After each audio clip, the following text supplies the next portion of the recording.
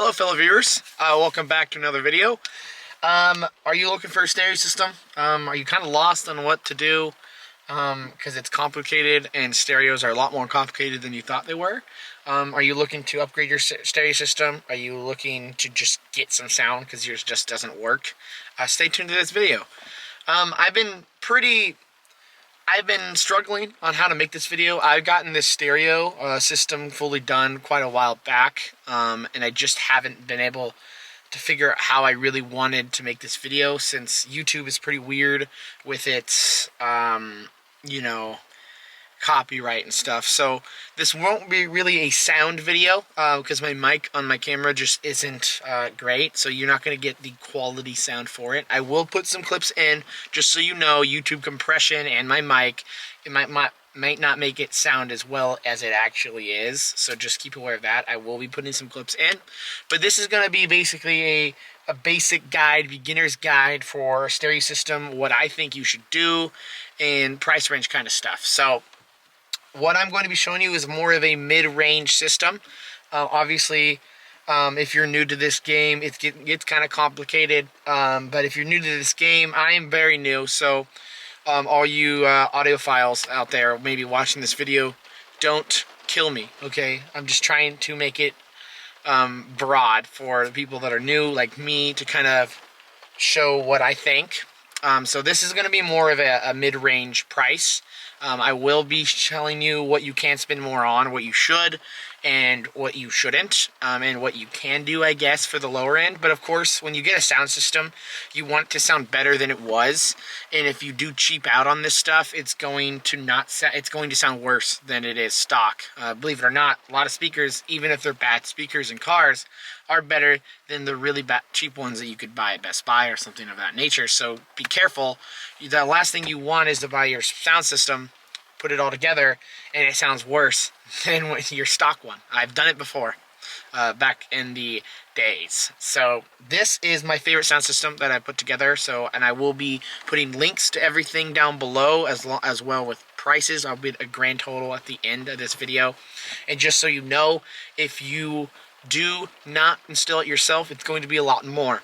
For example, I had other people install it.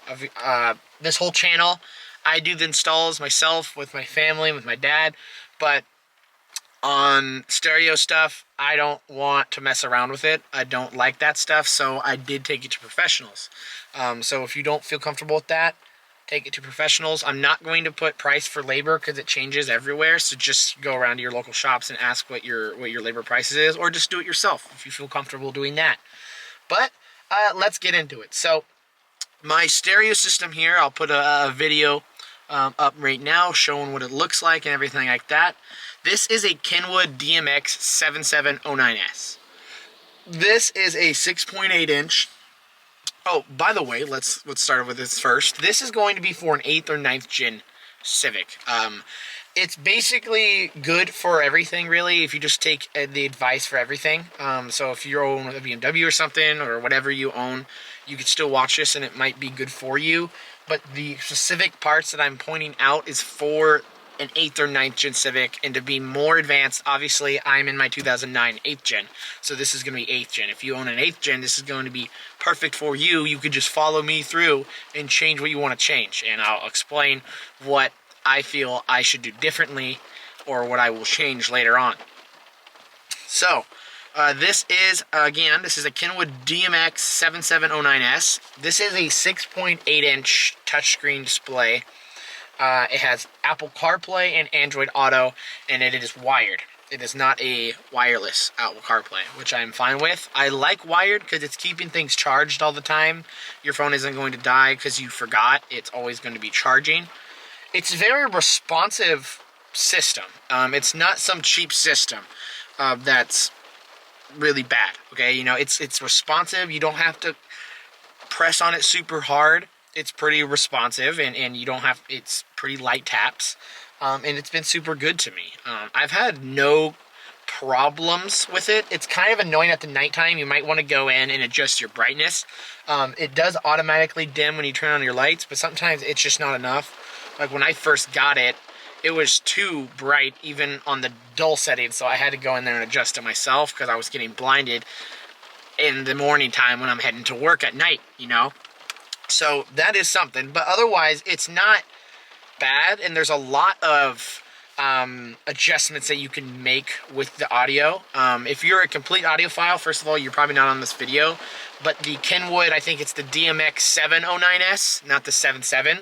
That one is the Excision model, or the top of the line model, the better one, with has some better materials, and it has more adjustments for your audio. So that one's for people that really know what they want. But again, I'm not one of those people that fine tune every single thing. It has the basics, and you can get that down. So it's not like it has nothing, but it gets that stuff down. So I'd say the first mod you want to do is a stereo, like a stereo unit itself. That is going to improve your sound quality anyway, like just straight out of the box and installed.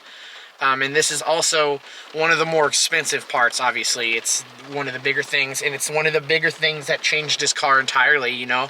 I no longer have that ugly CD player thing that was from 2009 that looked really gross. It's a lot more modern. I can have my maps, my music. I have a phone with a mic up here as well. I have, you know, text-to-speak messages and everything. It's like this car got transported to the future a little bit, and it's extremely nice. It is absolutely the biggest change that I absolutely love. Just having this all here is fantastic, and it's a good system, you know. I've had touchscreen double DIN systems before that are just horrible. You know, they have no response, they're laggy, they're horrible, they're cheap. You press on the screen and you can hear cracks. I have to mute this part because copyrights with NF, but as you can see, I'm just flapping that little piece and the volume's going up. And bulges and stuff. That is not this. It is actually really good quality. Kenwood has stepped up, and their sound quality and build material has gone up since I've last gotten Kenwood. I was a little iffy about it, but I've heard good things, so I thought, whatever, let's try this out, and it's fantastic. And again, the more expensive you want to get with the stereo, honestly, the better you're going to get, the more response you're going to get, the better sound quality, the smoother, the longer lasting it's going to be. More stuff, maybe like some play YouTube and stuff. That's not safe for the road, but I mean, you can do it and stuff like that. So the more you want to spend on the stereo, the better you can go. But I really wouldn't go cheaper than this. So the stereo is going to be your big one. And again, on an 8th gen and a 9th gen Civic, you cannot get a single DIN. I'm not going to say you can't, but it's not made for it. It's a double DIN system. That's why I'm saying this is for an 8th and 9th gen Civic video. Is this because these need to have double DINs. So this is probably what you're going to get. So this is a $399 stereo starting. Again, this is not on sale. I find these on sale quite a bit. I think I got mine for $350 at the time because it was just happened to be on sale at the time, so that was fantastic. But again, it's more than just that, sadly. You also have to get the bezel kit around the stereo, the dash kit, if you will, which I'm going to send you a link to Crutchfield. Crutchfield is fantastic, great customer service. They always have deals. They're fantastic people. I'm not sponsored by Crutchfield. I'm just saying they're really good. If you put in your car down, like you put in what model your car is and everything, it'll have a drop-down menu for everything else you're going to need, which includes your dash kit, it includes your wires, your jumpers, and your steering wheel controls. And also this little brain, it's called a mouse storm, and you need it because the SIs have a built-in amplifier into the car, especially if you don't have other ones, I'm going to say that. It gets complicated, but if you don't have other amps, because you're doing this first, it's going to have a factory stock amp. So you're going to need some kind of mouse storm. Basically, the brain tells everything what to do and works the steering wheel controls. And that is an extra $210. So that marks the price up quite a bit. So if we're looking at just the stereo install, like just the stereo and all its controls without the install, unless you're doing it yourself, is $609. It is the biggest chunk of change right there for me, I believe. Yeah, by quite a bit. The stereo system itself and unit is the most expensive, but I gotta say the most worth it. If I go stereo first every time, just because it'll have crisper quality, you could customize stuff, and it just modernizes your car so much. I know I've drooled over it a bunch already, but it just shows on just how much I think you should do the stereo first. It's just a perfect idea, you know. I mean, if you get a car, you're not gonna go throw a turbo on it first. You're gonna go do wheels and suspension and supporting stuff, right? You're not gonna go balls to the wall unless you do, but you know, that's not the best idea. Up next is speakers, and now speakers, again, stereos are expensive. The stereo game gets up in price so fast, and there's a lot of cheap stuff out there that is really bad, but there's a lot of cheap stuff that can be quality at the same time. For example, Kicker. If you could tell, my car is kind of sponsored by Kicker at the moment, because Kicker has some good quality speakers and equipment for not a premium price, but they also have different series, if I'm saying that, series that go up in price for better quality. For example, I am running the KS series. KS series is pretty decent. So it is not the low-line Kicker series. The low-line Kicker series you see at like Walmart and stuff like that are like $60 to like $80 a pair. Those are, I believe, CS. I believe those are CS, or maybe that's the top of the line one. I don't remember. I think it's CS though. Those are the crappy ones, the ones that I think are like 50 watts. You can't blow too much power through them, or they're gonna blow very soon. But the KS is pretty good. It's a good middle ground. They are 6.5-inch component speakers. So you got your speaker, and then you got your tweeter on the inside of the speaker too. So you can get rid of your factory bad speakers. And I do not have tweeters in here as of the moment, just because I didn't want to go way overboard with price like it already was. So I got component speakers, so I didn't have to worry about that. But the thing, they are 100 watts RMS. So again, if you're a beginner to stereo systems and sound systems, since that's probably why you're here, RMS is what you want to look at. You don't want to look at just because, for example, these are 200 watt peak speakers, and they are going to advertise them as 200 watt speakers. So you could think, well, that means I could push 200 watts in there, and that's false. 200 watts does not mean you could push 200 watts in there all the time. 200 watt peak means 200 watts is their peak watts they could take at very small intervals of time. RMS is the resting wattage, basically, where the speakers want to be running all the time to keep them long lasting and good sounding. So you're going to want to look at the RMS. Peak power really, for me, I don't look at as much. I go to RMS, and especially when it comes to subs and everything. So these are 100 watt RMS. So really, get rid of that 200. That's peak power. You could push very limited time. RMS 100. So 100 watt speakers. Make sure you guys know that, or you're going to be in a world of hurt blowing up your speakers all the time because you thought they were 200 watt and you're pushing 200 watts at them, and you're asking why are they blowing up all the time. That is why. You have to look at your RMS. It's very important. So again, these are 6.5s. The exact number for these, they are 47 KSC 6504s. Again, I will put this in the description down below. Link if you want these speakers exactly. They are, I believe the ones I said right there are the fronts. I believe they're different for the front and the back, but they might be the same. Just go on the website and see. These are $103 a pair, so for two, for the front and back, for example. I have the two front on the door and the two on the deck. They are $206 for all four speakers. And that's a pretty decent price for pretty good speakers, and I will say they're pretty decent speakers. They didn't get exactly what I wanted. If you're looking for good mid-bass and bass and just a lot of like bumping songs, you're gonna love these. Especially if you're a younger guy in a Honda Civic like this, you're gonna love these. If you're looking for a more mature kind of, like if you want to listen to a lot of a dialogue, a lot of high, low notes with like subtle instruments in the background and everything, a lot of big full range, these aren't gonna fit you 100%.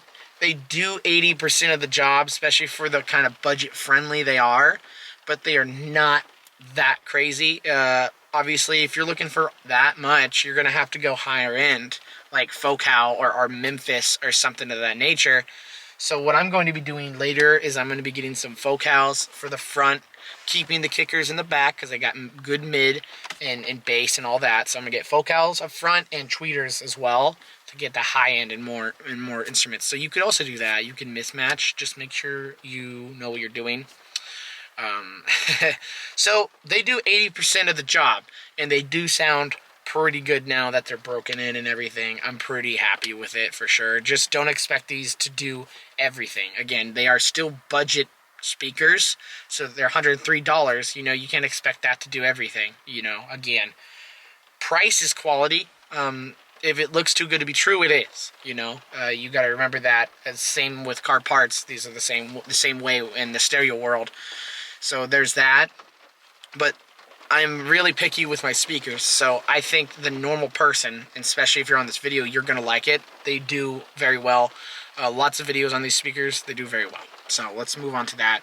And paired up with the speakers is I have a kicker key amp, a kicker 200.4 to be exact, and that is sitting right behind my glove box. I will get a B-roll of that as well to show you.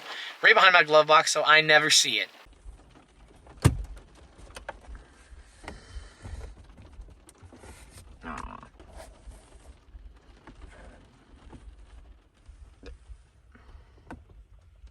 Here it is. They're sitting in there. Super good place. And then you never see it again. You close this up, boom. You never even know. Look at that. There are no amps inside my cabin here. You cannot see my amps. And just so you know, I have a 2-amp setup. I'll get into that. So this is a 4-channel amp. I love 4-channel amps. Because so basically, put it easily, 4-channel amps is going to be powering all your speakers in the car. No sub. So 5-channel amp is going to be a cheaper option if you're looking for really budget friendly. Just make sure you get a good quality 5-channel amp. And the 5-channel amp means you can hook them up to all your speakers and your subwoofer. But the kicker with that is, but the kicker with a 5-channel amp is most of the time that 5th channel for your subwoofer isn't big enough for, let's say, a 12 or double 12s if that's what you want. You want a lot of bass. If you want a lot of bass and really good sound, you're going to have to get a very expensive 5-channel, so you might as well go 2 amps. So that's what I did. It's a little more expensive up front, but upgrading it later on is a lot cheaper because you could just get some better components instead of having to redo the whole damn thing. So more price up front equals better long run when I want to upgrade. So again, I got a 4-channel, meaning powering the speakers. It's a 200.4, which means this is a 4-channel 50 watts RMS per speaker, which means I am protecting my speakers. Because again, if you guys remember, these speakers are 100 RMS, and my amp only powers up to 50 RMS per speaker. So meaning they're only at half their limit, so I can turn the stereo up quite a bit without hurting anything, unless I'm just really stupid and turn the gain up, of course. So it's a really good setup. This key amp is tiny. Like, I'll show you. It's this size, and it fits in my glove, behind my glove box. I never see it. I never have to worry about it. Once it's set, it's set. And it powers my speakers fantastic, and my speakers are safe. They're not hurting. They're not blowing, because everything I have researched is good, you know? And if you want to put more power to the speakers, you can get a bigger one. It just won't fit behind your glove box or something like that. You might have to put it behind your seat or something. I just wanted a subtle look, and I'm not looking for stereo competition speakers as of right now. So that key amp is really good. Just kind of good luck finding one. I'm not going to be putting a 5-channel amp in the description just because I'm not super educated on those. So do your research on a 5-channel if you want only 1 amp setup. Just know you're going to have to spend a little more just because you need it to power very good for your speakers and your sub, because obviously you want subs, right? The key amp is $280. Good luck finding it. It's hard. So I'm going to put a link down to Crutchfield. They are out of stock right now, and out of stock basically everywhere, but you could find them. I found mine on eBay with a verified seller. He only had 2 left, and I got it. So it's kind of hard to find sometimes, but it's worth the wait. It's a great amp, and man, things sounded so much better in here once that thing was in, for sure. So for the speakers and the amp, a grand total of $486. Again, pretty spendy, but I mean, honestly, it's a huge step up to just have nice sounds, good dialogue. I can now listen to my podcasts and audiobooks and stuff in the car instead of having to max out my speakers, and I could barely hear it over my exhaust, which doesn't even drone horribly on the highway. It's nice to be able to just turn it up like halfway and have good audio, and I could still hear stuff, you know what I mean? And I could just turn down my bass, and then I won't have any sub coming through just randomly on an audiobook or something. Like I'm listening to it on audiobook and something scary happens and the bass just starts rumbling, I can turn that down. But huge thing, you know, again, you can go wild with this. This one can range crazy from, I mean, you could spend $250 up to thousands with the speakers. I mean, it truly is insane. But you could really do some stuff with that. But $486 feels a really good mid-ground with your amp and your speakers to have good quality and not completely break your bank for sure. Well, next up, we're going to go into sub. So, controversial take on here. I have Skar for my sub.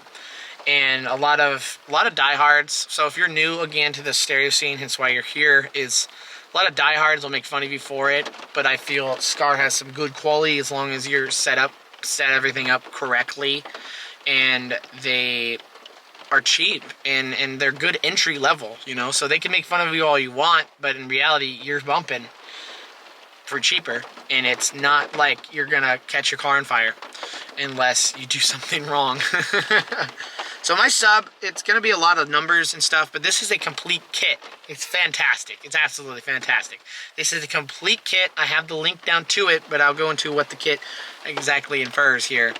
The kit is so it has a Skar, it's an SDR 1X 12D2 vented enclosure. That is a 12-inch vented enclosure, which means it's ported. It's a box with a hole at the bottom.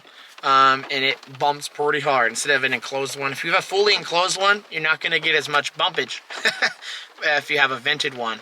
It's going to push that air out a lot more air in there. A lot of people like to just get the biggest sub they can and put it in the smallest space, when really you're not going to be getting that much. You want to put a reasonably sized sub in a space that has enough air to push out that air and to get your bass. So that's what that is. And then the subwoofer itself is it's a Skar SDR 12D2. It's a 12-inch sub, and it has 600 RMS watts. I don't even know the max wattage. I think it's 800 or maybe it was 1200, crazy high. But again, you don't want to go that high. Again, they are going to be saying on the kit 1200 watt 12-inch sub. Really, no. You're not pushing that or you're going to blow it instantly. It is a 600 RMS sub. So that's where you want it to sit at. You could push it a little farther sometimes, especially on a sub, and Skar are pretty durable subs. But again, 600 RMS is where you're sitting if you want it to last longer than a few weeks. Skar, and the amplifier is a Skar RP800.1D. That is a 1200 watt amp, but with an 800 RMS peak. I've seen numerous tests where these amplifiers are for some reason so bulletproof and they're cheap. But I've seen videos where they push to 1200 watts all the time and they do fine for a little bit. But again, you're going to roast it pretty fast. So 800 RMS. So if you do the math here, the amp is 800 RMS and your sub is 600 RMS. Your amp is higher power than your sub. That's exactly what you want. It means that you can get your full power out of that sub rather than your sub being more wattage than your amp, and your amp can't even feed enough power to the sub, and you're not getting that full power out of it. So that's what I have to say. Make sure you get an amp that has higher power than the sub has so you can get full capacity out of the sub, or you just spent more money on a sub that you weren't even using to its full potential. Kind of stupid, you know?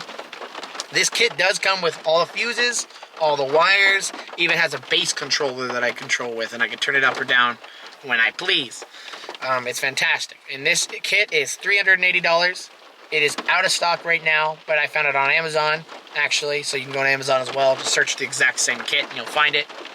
it's fantastic. I've had it for a while. I'll show some B-roll. It looks fine.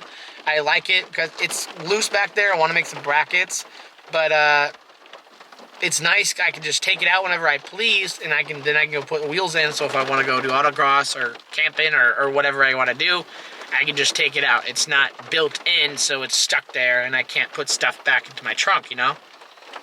So that's the setup. I have links to all that. Grand total, $1,475. And realistically, I had no idea it was that much when I was making this video and making this list. It's a lot of money. It is. But realistically, that's your price you're looking at for a reasonably above normal setup. I'd say this is above normal. You know, it's not normal. It's not boring. It's going to give you some fun, some thrills, sounds good, and it's going to last. It's not going to blow. It's not like those cheap ones. It's not going to be good for a few weeks and then blow. I've had no problems with this. It's been absolutely fantastic, and it should stay that way. So that's about the price you're going to look for, and if you want to go higher, it's even just going to keep going, you know? And the reason I went with this 2 amp setup is I could upgrade later, and it's not such a hassle. It's fantastic. And again, labor could get this upwards higher. It might have been around $1,700 I spent with the labor, and it's a shame, but I wanted to do this right. So if you think you could do it yourself, you're going to save a lot of money, that's for sure. But that's about it. I'll get some sound clips, and again, I apologize if it's not as great as I would want. If you have any questions, put them down below. Apologize if I can't answer them, though. I'm not super in depth with it, but I will try and I will help you. And I'll get some B-roll so you can see all of it, and I will get a sound clip, and I hope it sounds all right, guys. I hope you enjoy. I hope I helped you out a little bit with your stereo, because I know it can get kind of crazy sometimes. So I appreciate you all. I just got a new job, so training will start, so hopefully some content will start coming out.